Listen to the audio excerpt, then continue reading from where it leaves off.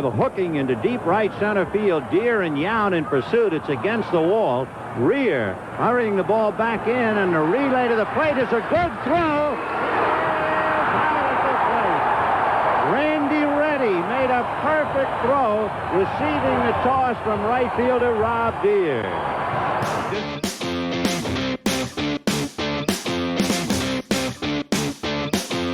Hello, everybody. Welcome to the Rooster Crows podcast. I am Rob Deere, and today I want to introduce a very special friend, a very special teammate. He could have the best big league name of all time. Randy Max Ready. Welcome. Thanks, dude. Former It's the team. greatest name ever. Yeah, right. And I don't think I've ever called you Randy. No. I always call you Maxie. Yeah. No, nobody's ever called me Randy. I don't think. It was Spike or Radar or Max, Red Man, stuff like that. But, Randy. Even people used to ask me, is that your real name or is that a stage name? I had Mike Pagliarillo on a couple weeks ago, and it was so funny because I told him, I said, I've never called you Mike. I didn't even know your name was really Mike. It's always been Pags, Exactly. But we get so accustomed to nicknames and all that. I've never called you Rob. No. I've called you Robbie, the deer hunter, Rooster, some other names we won't say on the air, but,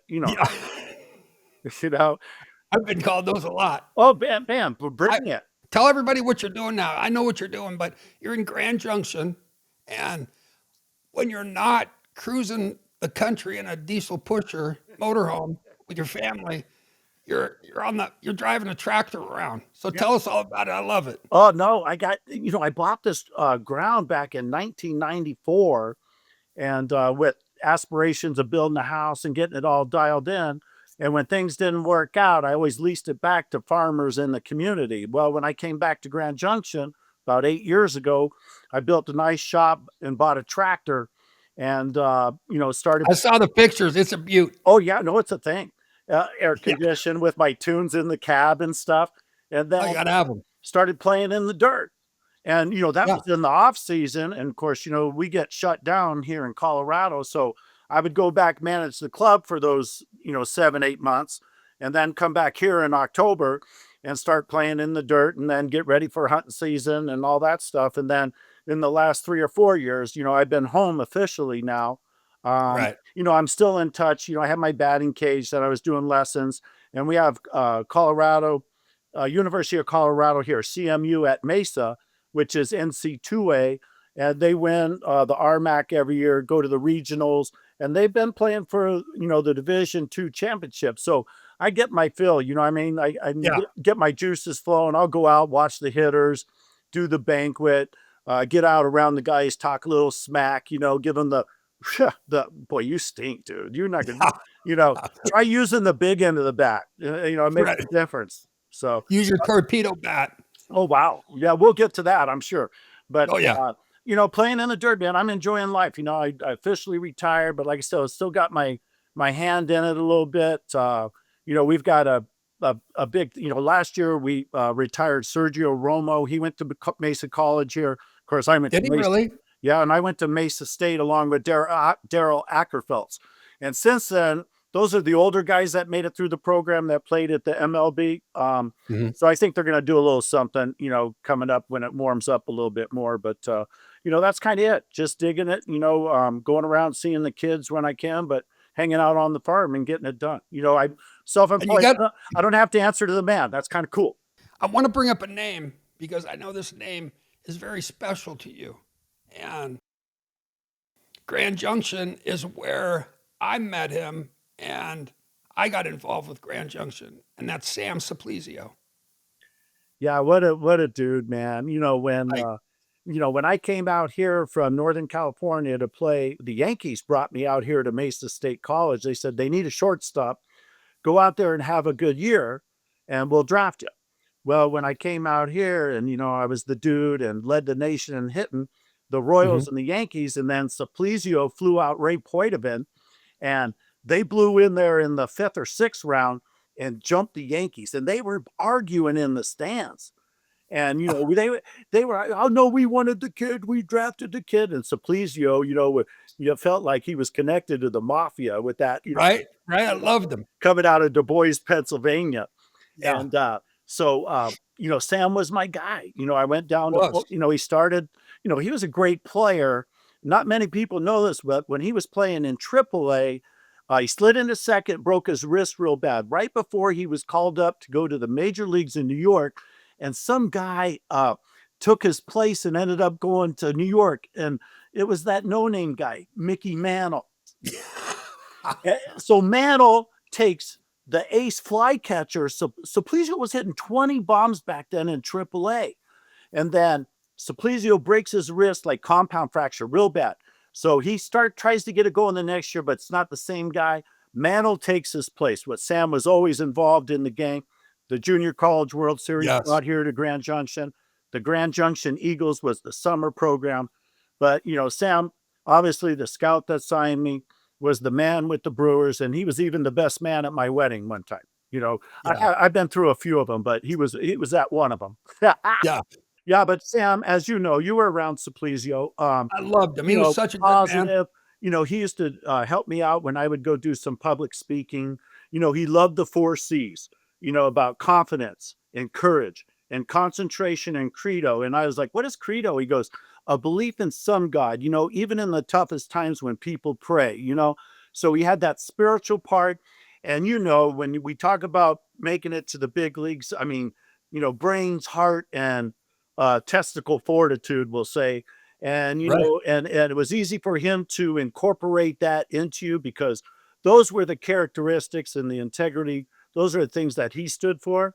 And, I kind of gravitated to him because I really didn't, my father had passed away at an early age. And, that was just somebody that I believed in and he believed in me. And he was always a sponsor for, yourself and myself. And, positive and first guy to hit, pat you on the back, say, it's okay, keep going. He was such a good, very positive person for us. And he would be in the clubhouse. He'd be in the locker room. He'd be in the dugout sometimes.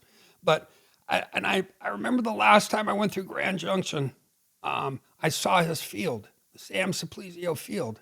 And I didn't know that was even there. And that was really cool that I saw that. Well, that's where they hold the Junior College World Series, which is coming up next month in May. And, Yeah. it's a big part of the community here. Sam put it on the map. Since Sam has passed away, Jamie Hamilton has, carried the Yep. torch, and Jamie's instrumental in keeping it going. And I mean, it's a big fun, big money maker for this town in this community. I mean, it's a big baseball Right. community here. Oh, yeah, it is. It's a great little town. I love it. Sam was huge Used for to that. Yeah, we used to hunt those mountains all the time. You know what was always cool about Sam is that every season, when our season would be over, he'd fly 10 of us back there, and then Sam would put on a big clinic in Grand Junction for kids, no charge, nothing, and all of us would be helping him. He'd have gymnasiums, and he'd have all kinds of stuff.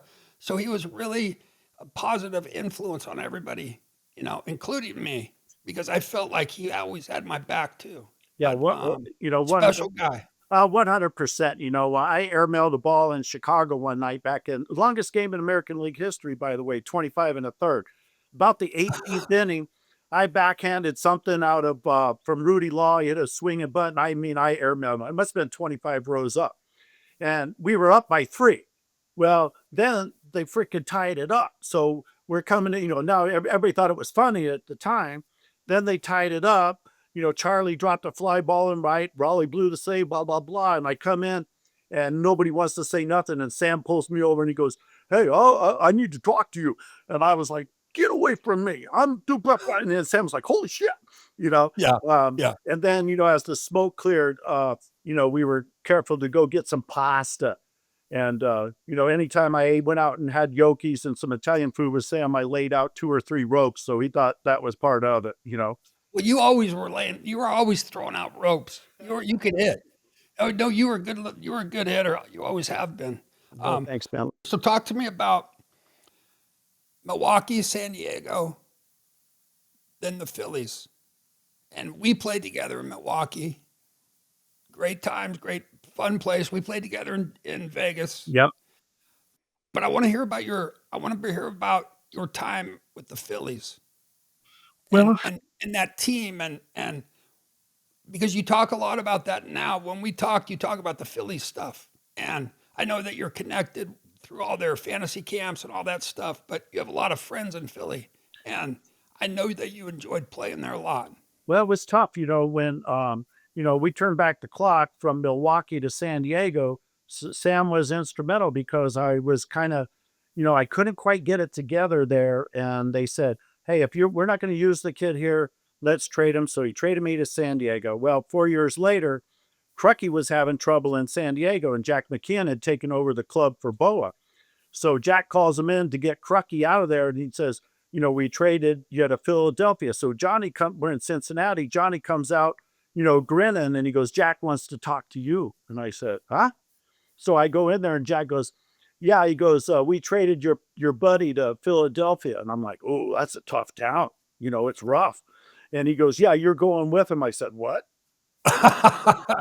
He goes, "Yeah, they wanted you too. Nick Leva and Lee Thomas was the GM." He goes, "Yeah, and Boa was back there after leaving San Diego." And he goes, "You want a couple championship caliber players, go get Ready and Cruck from San Diego, and they can help us here. And they're just winning players, fundamentally sound, nice Right. players, and they're our kind of player, in Philadelphia." So the funny thing was when we went to Philly, Michael Jack Schmidt had just retired. So I'm going in to play third, and I homer the first night. Well, I got 30 reporters going, "Holy smokes, how many homers are going to hit?" And Michael Jack hit 547. I go, "Well, I don't know if I'm going to hit 546 more."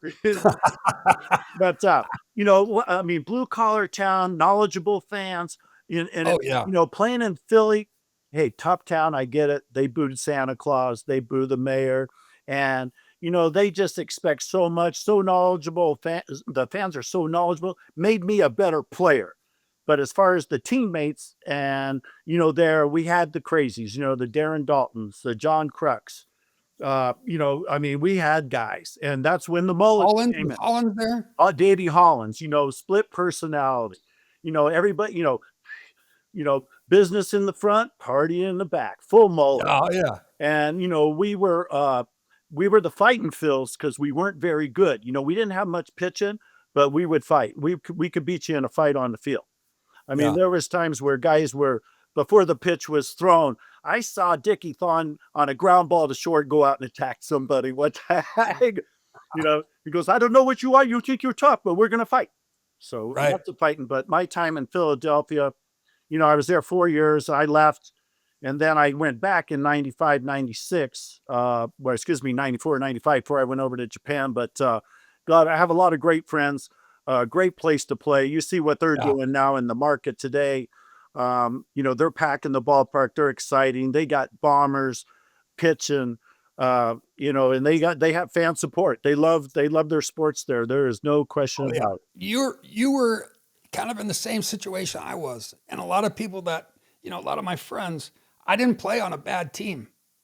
Every team I played on, I had great teammates, great manager, most of them. Right. But it was like, we got lucky. We were in situations that were fun and great atmosphere to go play. I almost got traded to Philly, and I don't remember what it was or the situation, but I thought I was going to get traded there, and I didn't. And I would have loved to get traded there. Well, 'Cause- you and I were supposed to be traded when you were with the Giants. There was talk of a swap. We were supposed to be traded for each other at one time prior to all the path that we had taken.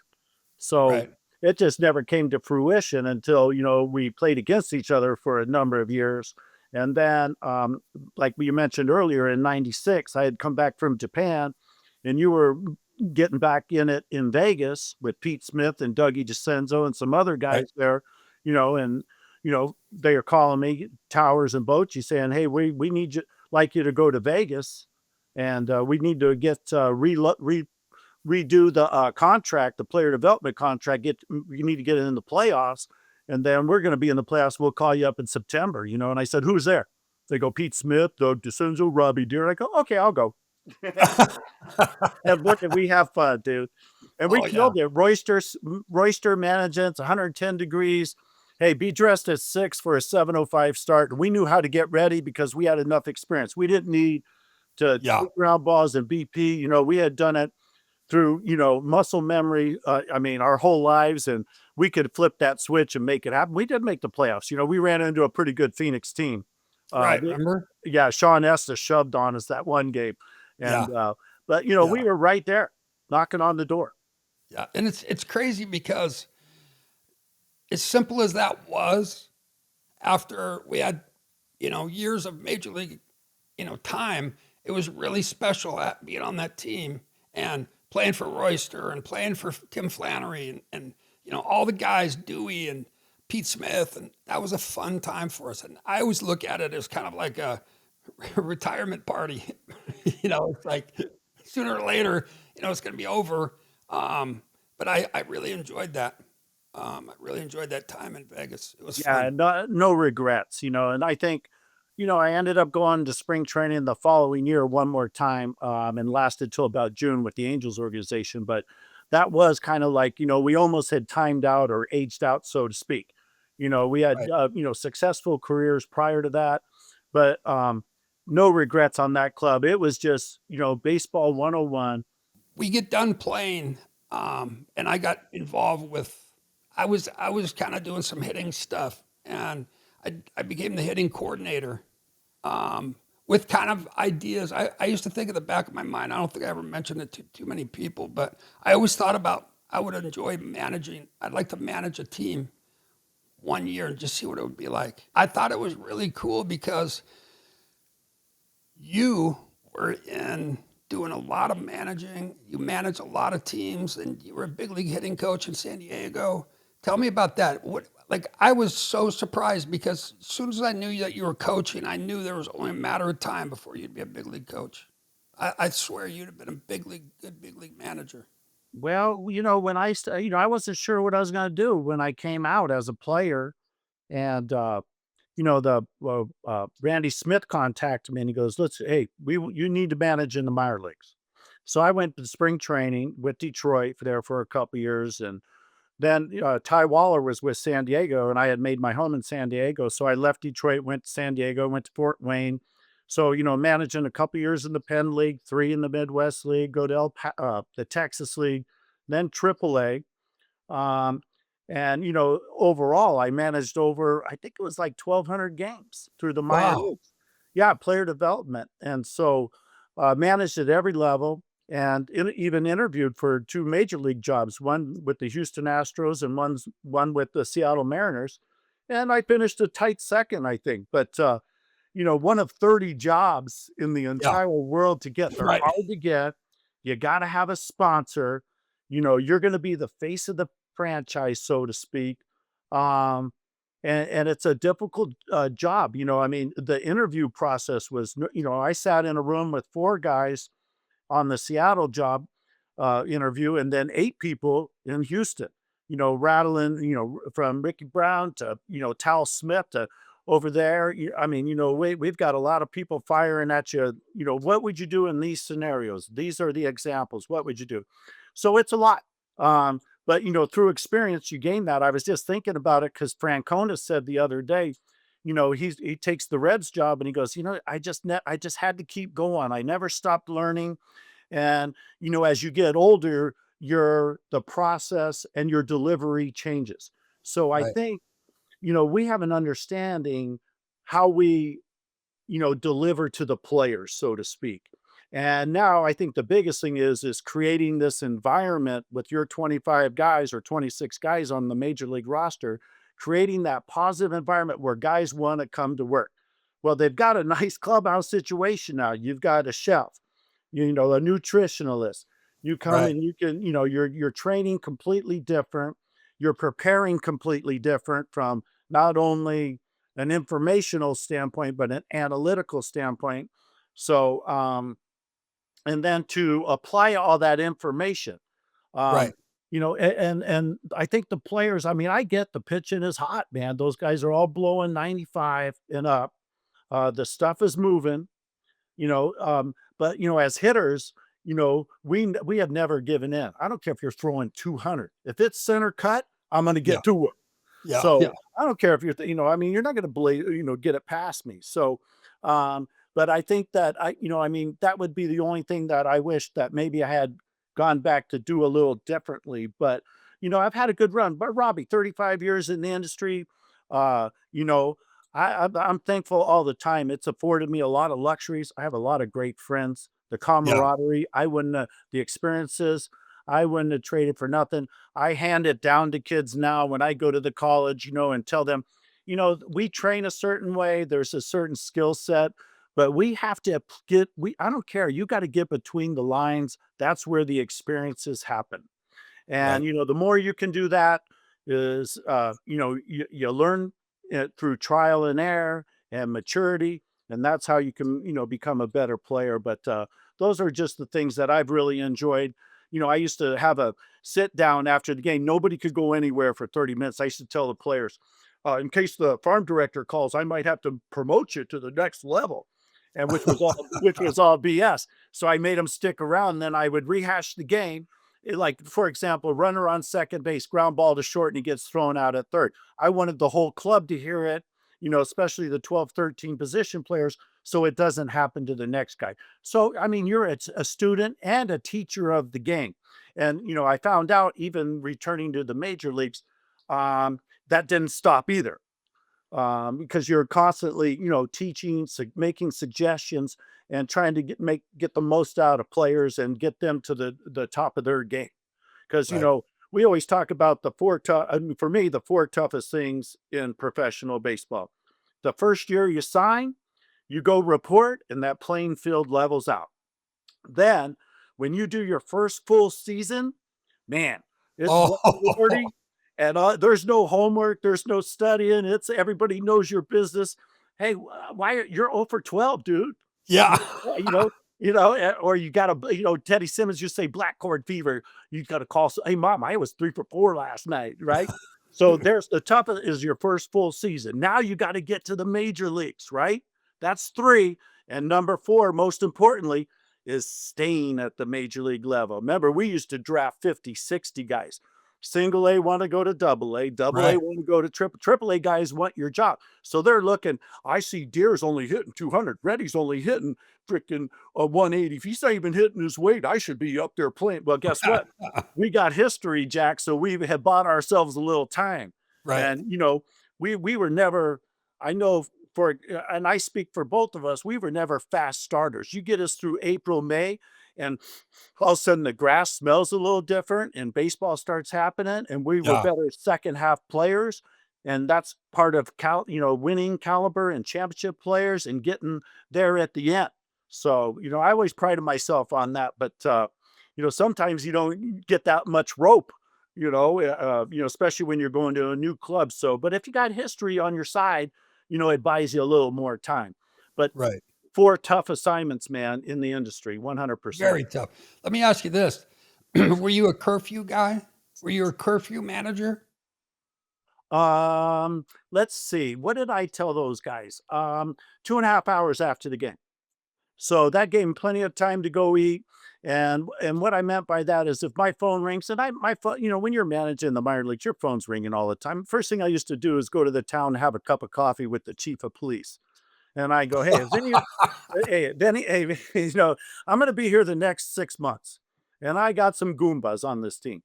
If anything happens, if you find it, your guys are out there and they do something stupid, like, you got 2 guys pinned under a truck and they're butt naked at 2 a.m. Can you call me? And maybe I can help them out, because it Right. happened. And I got under there with the flashlight. I go, hello, boys. They're like, hey, Skipper, what are you doing here? And I go, I'm trying to keep you guys from going to the tank. Okay. Right. Right. Right. And, bail them out. But, curfew, it was just to cover myself and the organization. However, I totally understand it. Whitey Herzog said it best. It's about, having fun, drinking some beers and hanging out with the boys for the next 6 months. And, anybody that's ever been involved in the game, we totally understand that. And Absolutely. that's cool. But, you got to back the badge. The organization's got to put some things in place just for coverage, right? Right. And I think one of the biggest things that I try to always remember, um, I don't do that many lessons now, but I was doing 8 lessons a day. And Right. I never forgot how hard it actually is to play this game. And as a coach or a person that's talking about baseball or talking to kids, it's like we never forget how tough the game was because it is tough and it No, takes a lot of work. oh, a lot of work. And, I mean, you're talking about this desire and determination. And, the kids got to want to get better. Um, Now back to the curfew thing. And if I saw the guys out at a joint at night and they saw me, I told them, you got two options. You can send me over a cocktail or you can check out. Right. Okay. But if you don't buy me one and you're still hanging around, you're probably not playing tomorrow. But, I, but you're right about the game. This is a tough business, man, tough racket. You ask anybody, I mean, yeah. in sports, that round ball, that round bat, trying to hit it square, Michael Jordan, some of these guys that have played, been, the GOAT in their sport, and then Right. try to come to baseball. I mean, it's a difficult thing to do. Right. And it's not for everybody. And, we used to talk about the game of failure, 3 out of 10, you're doing pretty good. What are you doing the other 7 times? Right. Are you smashing the water cooler or are you keeping happy medium or, because it's coming back around. Right. And, we talked about Robin Yount the other day. I saw Robin. I think he got one hit one spring training. This is before you got to the Brewers and he hauled ass down the line, man, Robbie. I mean, every day and everybody's going, hey kid. And he's going, I got it. So what happened that year in 19, I think it was 82. What was he? Or 83, whatever year it was, MVP. I watched him homer twice that last game against Baltimore, MVP, and he had 1 or 2 hits all spring training. Yeah. So he didn't sweat it. Well, it would always be funny because I would be hitting all winter because I had to, right? Yeah, And the day that he showed up in spring training was the first day that he touched a bat since the last day, right? And I remember, like, never failed. The spring training would start first game. He'd have 2 at bats, bam, 2 for 2. well, no, Just unbelievable. and Paulie was the same way. Molitor, Unbe they well, didn't touch bats in the winter. And I you're was like, I was in game shape when spring training started. I had to figure out why I well, keep I mean, missing this thing. yeah, we're fighting all the time, and then you got Frank Howard, our hitting coach, and Hondo's go, "What? Hey, first round, Hondo, 2 in 100. What? Oh, Yeah, we're gonna hit till our hands bleed, man." Well, yeah, no shit, Hondo. I mean, hey, swing 87. He goes, hey, get it out there in front. Well, guess what? I'm lagging right now.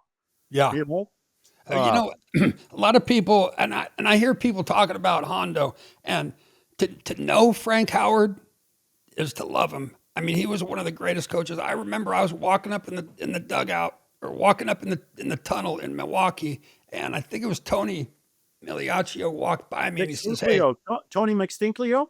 yeah, yeah." Um, but he said, "Yeah, Hondo just got fired," and like, I mean, I by the time I was in the hallway into the clubhouse, like I was fighting back tears. That's how much I cared for him. I loved Frank Howard. He was such a good man. Oh, Hondo said I was getting beat up. Swing that shillelagh. Swing that sleigh. Don't worry about a thing, Max. That fastball is shortened up a foot come the 7th inning. You'll wrap his bush around that foul pole. Now, Honda, what? I'm getting beat up, man. Remember the sunflower seeds? He had a bad elbow, so he always have to eat sunflower seeds like this. And then he'd throw BP, and he had to just throw his arm over the L screen. And it Honda. was like 42 miles an hour. And Well, then it was like if we didn't see Hondo, we got to hit off Andy Etchebarren, and he was oh yeah, about even worse. yeah. Yeah, good creature. But Um, it's just fun times. Well, Totally. Hondo, I'm getting beat up. I'm sitting there on the bench, my head down. Hondo comes over. What is he, 6'8"? And the only thing he's got on is his jock strap. Oh And he yeah. comes over right in front of me. So the package is pretty close. And he goes, Max, I'm here to tell you, baby, there's going to be 1,000 people in this business to tell you what you cannot do. And not one tell you what you can do. So I'm here to tell you, son, you step back, you turn around and you say, put it right here, baby. I go, Hondo, get your hairy ass out of my face.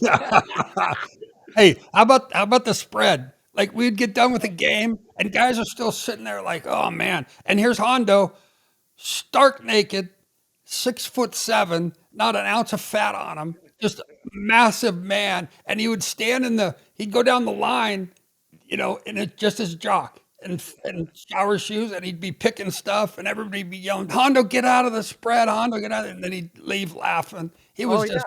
He was Oh, such a great man. well, we were in Cross Keys Hotel in Baltimore, and we get back from the ballpark, and we get in the elevator, and Hondo lights up a Churchill cigar, a big bomber, right in the elevator. And so all the fire alarms go off. They got to kick out. Everybody's in the parking lot, 3 or 4 fire engines, and Rob. Everybody knows what's going on, and Hondo's over there with that sheepishly look on him, going, I can't understand why the fire department's here. And then, 45 minutes in the parking lot at 1 in the morning, we start going in, and here's another player that was getting doctored up, and he's coming out. And he goes, hey, what's going on? Yeah, Jerry curl hanging down, everything. And we're going, hey, did you not hear the fire alarm? He goes, no, I was getting ready. I'm headed out right now. But yeah, Hondo, one of my favorite Hondo stories, when he was coaching third, he would pace that third base coaching box. Robin was on second, and he gave the signs. And then he got set up with his hands on his knees, and Robin took off for third in the middle of the pitch. And Hondo turned around, and he's going, I took it off. I took it off. And Robin slid safe into third. That was classic. Yeah. That's a perfect Hondo story right there. Oh, yeah. Like he was, I mean, he was just an amazing guy, amazing person, a lot of fun, always positive. Love him to death, man. For Yeah. sure. Talk to me about what you thought about Japan. Because I was there for a season too, and I think I was there after you. Well, I was there in 96. Okay, I think I was there 95. So I went to Chiba, and that was Bobby Valentine had managed Chiba and had Julio Franco and Pete Incaviglia. Then I was signed by the GM, and the crazy story was during the press conference, they wouldn't pronounce the R's, so I was Landy Lady. They asked Tony Antonazio was my agent at the time. Oh, does he have a nickname? And they go, Tony says, well, everybody calls him Spike. So I was Spike's on. I had Spike on the back of my jersey. Spike's on. Oh, Spike's on. Yeah, Spike. Yeah. Spike. And so I have a great spring training. We trained in Peoria before we went over the pond. And then, I saw Boach and everybody. We would use the field before the Padres came on. And we went over the pond, and it was tough, man. I couldn't get going right away. And Jack Doherty was the first baseman from the Rangers organization, switch hitter. And they sent him, I didn't know they had a minor league. They sent him to the minor leagues, and I showed up at the ballpark, asked the interpreter, where's Jack? Well, he's in the minor leagues. I said, oh, you guys got the minor leagues over here? Oh, shit. So Jack came back, and he wrote time to pay for your sins on his locker, and they shipped him out. So I was the Lone Ranger, and it made it tough on me. And, I homered, and then I started to get it going, and I just kind of timed out. And so we started, did we start in April or May, similar to the major league season? And come June, there was no happiness from either side. So they shipped me out. I didn't make it. And I landed in Maui. I had, 30 suitcases, 3 kids at the time. The older boys, I had an infant, and the older boys went to international school in Tokyo. It was a great setup.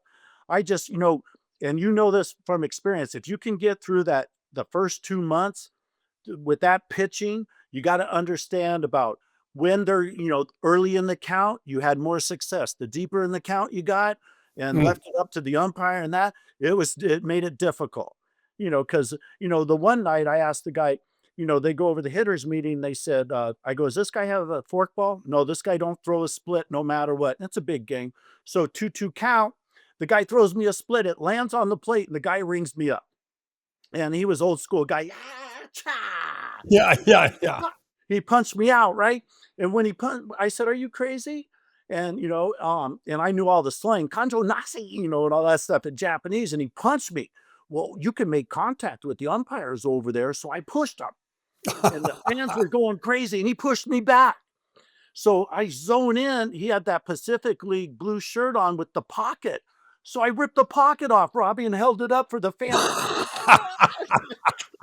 I didn't know that. Oh yeah, and now here comes the cavalry out of the dugout, the interpreter, and everybody's going, hey, hey. And so I got, suspended a couple games, but I didn't know nothing, you know what I mean? And Yeah. so it wasn't long after that I was stateside. So I made it for a few months, and it was a great experience. I wouldn't have traded for nothing. Like I said, I hooked up. I had one more spring training with the Angels, and I lasted till June. And when Bavasi, they had to make a move, and I said, I'm going home. I was 37, whatever, 38 years old, and you know how it is. I have a suitcase. I couldn't even remember my kids' names after that, Yeah. and went home and started getting it together. Went back in the minor leagues, as a manager. One of my favorite pastimes is riding, whether I'm on a motocross bike in the hills or my Harley. I always love riding. And it brings me to one of my favorite stories. The only reason why it's such a great story is because nobody got hurt. I think I was going through a divorce at the time, and the season was over, and we were done. I was having a rough time, and you called me and you said, you know what, bring your Harley out here and we're going to go ride. I thought about it and I said, you know what, we've always had bikes and we've always done stuff. And I said, that would be super cool. So I drove out, trailered out my Harley, and I said, I'm going to get a nice hotel right in Coronado or something. And I'm just going to lay low for 4 or 5 days. I just need the time alone and this and that. And that was the last thing that ever happened, because as soon as we hooked up, we were riding and we rode all over. And one of the most memorable rides that we had was the day we got up in the morning and we took off down PCH. And you're so big in San Diego, your connections and we were bar hopping and you knew everybody within a 100-mile stretch. Remember? Oh yeah. So we kind of went into a bar. We were having beers. We were driving and just like having a great time. And we met the two guys, right? Yeah. Oh, I don't remember the name of the joint. So anyway, we were blazing a trail for a couple days. We went northbound all the way up to PCH, Laguna Niguel. Yeah. We're jumping around, and like I said, we made friends everywhere we went. We ended up at the joint there in Cardiff at the Kraken. And the guy there, they said, "Man, I'd love to get on the back of a bike." And we said, "Really? Oh, we know just the guys. Or we got 2 bikes out there." So the guy wheelchair and his buddy, we strapped him on the back of your bike. I got his buddy, and up northbound we go, Cardiff, all the way up to Carlsbad. And now it's starting to drizzle a little bit. Hey, let's take it back. We unload. Greatest thing ever, man. We were the crowd pleasers. It's too bad we didn't get a photo for the Wall of Shame, because Right? it was tremendous. I mean, it was like a good deed. So I now we're agree. headed down southbound there to back to Del Mar. Well, my headlight was out, so we're staying close so we don't get whacked. Well, that car decided to pull out in front of us there about Solana Beach, and that's when I kicked you out of the way. I saved you, by the way. Um, and then I went over the falls up in the island and down.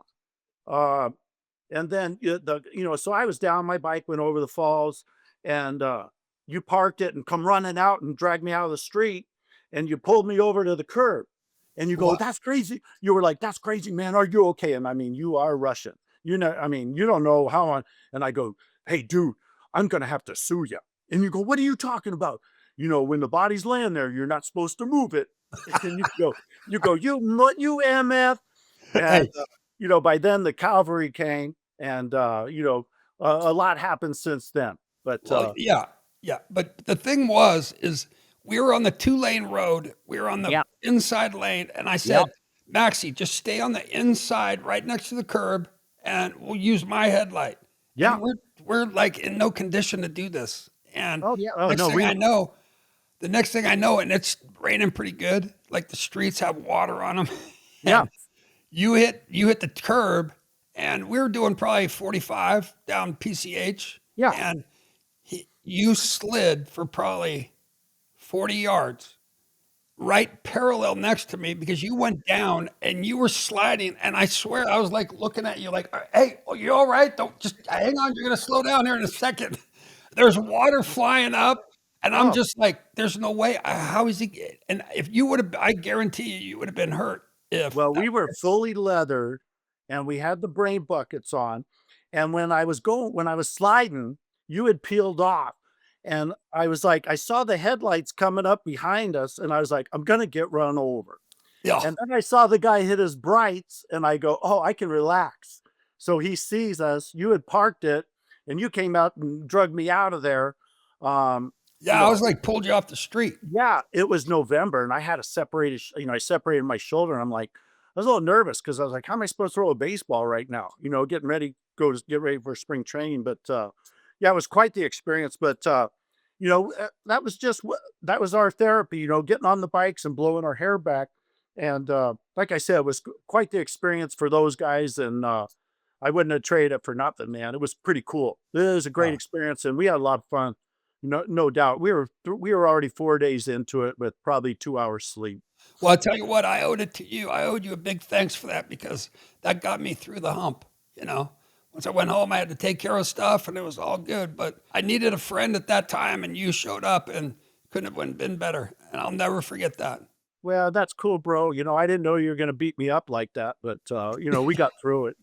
It was pretty. Hey, hey, that was outstanding. Oh man, was that a lot of fun? Your most memorable time or place or situation in baseball that you just look at and you just remember and it means everything to you. You have one? Well, I don't know if there is one. Rooster. Obviously, first major league hit in Yankee Stadium, the old one. Was pretty cool. I hit a two hopper down the third baseline. Nettles grabbed it, threw it to Chambliss, and I don't know. I thought I might have been out, but Disco Steve Palermo called me safe. The kid beat it out. Knock. So not. So they said, "Hey, it's the kid's first hit." So they rolled the ball into the Yankee dugout, and Chambliss goes, "Hey, the kid, there goes your ball." And Billy Martin rolls it over to the Brewer dugout, and it's rolling. He goes, "Hey, kid," in between pitches, "Hey, kid, there goes your ball." Well, Harvey Kane rolls up. Harvey pops up, and Archie, and he throws the ball over to the Yankee dugout, and he says, "Hey, Billy, USOB, you throw another ball in this dugout, I'm going to come over there and kick your ass." Right. And so Billy, it's rattling around in the Yankee dugout now, and Chambliss goes, "Hey, kid, there goes your ball." And then Billy top steps it. And he goes, Archie goes, "Jesus Christ, it's the kid's first major league hit." And he throws it back over to the Brewers. And all this is going on behind, four pitches later. But it was, that the first major league hit was huge. Obviously, I hit it when I was in Oakland, hit a grand slam in a big pennant race for American League West. The first triple play when I was in Philly with at Veterans Stadium. Boy, I had the stage set. I had Bip Roberts on second, Tony Fernandez on first, and Tony Gwynn on a 3-2 count. They're on the move in the first inning. And Tony lines one up the middle. I backhand it, step on second for two, and Tony Fernandez was right there, Robbie. I could have tagged him for an unassisted triple play, and I ended up giving it up and tossed it over to Ricky Jordan because I was leading off the bottom of the first. So everybody's like, "Why didn't you just tag him?" And I go, I need my glove. I don't want my glove to go to the Hall of Fame. I got to have my glove. Right. Baseball has afforded us a lot of luxuries, Robbie, and you know what I'm talking about, the camaraderie, the friendships. We played at a great time, the 80s and 90s with our managers. So They great. always had our back. It was, just good country hardball and unselfish players. If you were a selfish player, you didn't stick around long. You had to be a good teammate. You had to put the team first. Everybody was rowing in the same direction. And And it's that was amazing. It's amazing how when somebody gets involved and they don't stick to that format. And it, it's it not front office, it's not people, managers or teammates or whatever. They have a way of getting that person fixed or gone. correct. And you look at some of these teams that are in contention now, they have those ingredients. Very unselfish. Part of my managing mantra, and I learned this from Tony La Russa, Jim Fregosi, George Bamberger, Harvey King. I always took some of the manager guys that I played for, a little piece of all of them. And the one thing I really tried to strive when I was managing the club was dissolve the selfishness.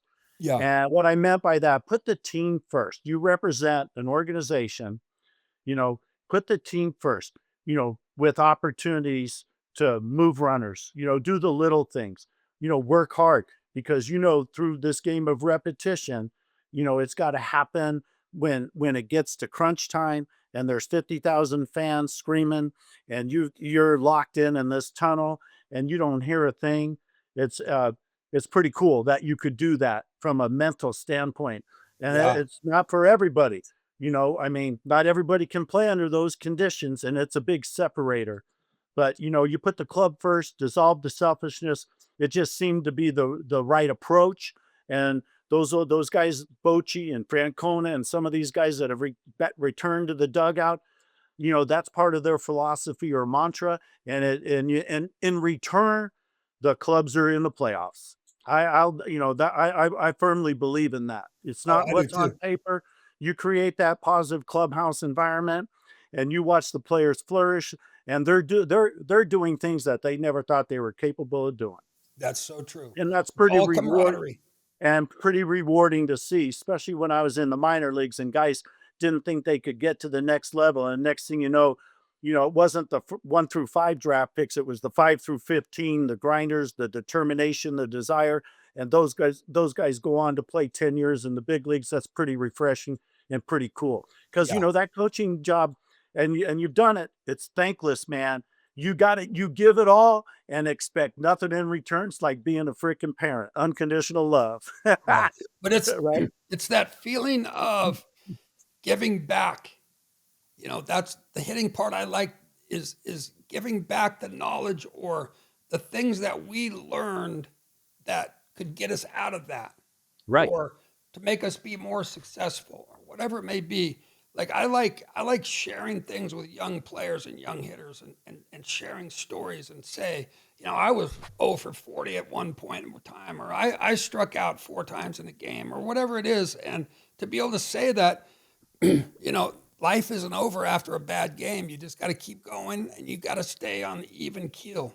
It's like I'm not going to get down if I have a bad game. I'm not going to get too up if I have a good game. I want to stay on the even keel and just play. Well, those old guys used to preach that, that happy medium, not too high, not too low. And, we certainly learned a lot through trial and error. We lived it, we experienced it. And that was us giving it back to the players by making suggestions or adjustments. And Right. we're helpful in that regard. And that's part of coaching, and it's teaching 101. And, it's like I said, it's very rewarding when you see some positive results. Here's the information, and watch the player or the individual execute it and apply the information and have success. Hey, man, that's super cool. Yeah. That's a reflection on us, and we're like, good for you, man, because I'm pulling for you. I got you back, and shoot, when you're doing that kind of coaching, you're in the freaking batter's box with them. Hey, you Yeah. watch in the next couple of days, you're going to get a phone call. Somebody's going to want you to go manage just because of the podcast. It's going to happen. Hey, you got Well, my vote. oh, thanks, man. Oh, that's cool, man. We're only a week into the season. Shoot, we got a couple clubs are undefeated. What the heck? Right? It's going to be It's nuts the out here. But I'll torpedo tell you what, bat. The torpedo there's bat's the a torpedo torpedo. bat's doing everything. Well, hey, if you can wait a minute, if you couldn't hit that 2 to 4 inches in the sweet spot, guess what? You were going home. So we're widening the plate. All of a sudden, the plate's more than 17 inches, and you're going to have a torpedo. Now, what if you were hitting with the label back then? Somebody would ask you, "Hey, what issue is that wet newspaper you're Yeah, swinging over there? You're yeah, hitting with." yeah. And you were driving an ice cream truck. Nothing against driving an ice cream truck, but you weren't going to play professional baseball anymore. So Right? what you're telling me you can hit a ball above the label and still do damage? Oh, hey, I would have never believed it. And you're telling me some physicist from MIT has Yeah. brought it up, and he's in a uniform in a major league dugout? Come on, man. What happened to the sanctified? Yeah. I feel it looks like they're hitting with a bowling pin. Unbelievable. But Well, it's hey, none of my they said business. it's within the regulations. MLB says it's a go. So are more guys going to use them? I don't know. No, they Um, banned it. I heard they banned it. oh, Yes, already? I think so. Oh, wow. Well, I may be I- wrong. But I read something that it was. well, I know guys were chiming in and organizations and front office executives. It'd be interesting to see what happens. But like I said, the sweet spot was 2 to 4 inches. And we used to tell guys, after getting jammed up and busted, hey, why don't you try using the big end of the bat? It'll make a difference. Yeah, or take the donut off. Right? Hey, well, is that the sporting news you're swinging? Oh, right. And I really appreciate you coming on today. It's been great talking to you. I knew it would be. A lot of good memories and special friend and great teammate and no, lifelong friends. And I really appreciate you being here. Yeah, thanks for that, Rooster. We could do 4 or 5 of these podcasts to cover everything we've been together That's doing. exactly right. Well, you'll So, come back. I tell everybody, I said, come back. We just talk yeah. about something else. It's just Well, fun. you said all the right stuff, man, and I reciprocate that too, bro. I love you like a brother. Yeah, You me know, too, man. I love you you know. and best of luck. And I can't wait to get together. We'll get together with all of us, Oh, either we're in gonna make it Arizona or happen. Colorado. Yeah, we're gonna make it happen. Yeah. All right, Okay. bro. Hey, Robbie, thanks for having me on, man. I really Love you, appreciate it. man. Keep Love up you. the good work. Great Love friend. you.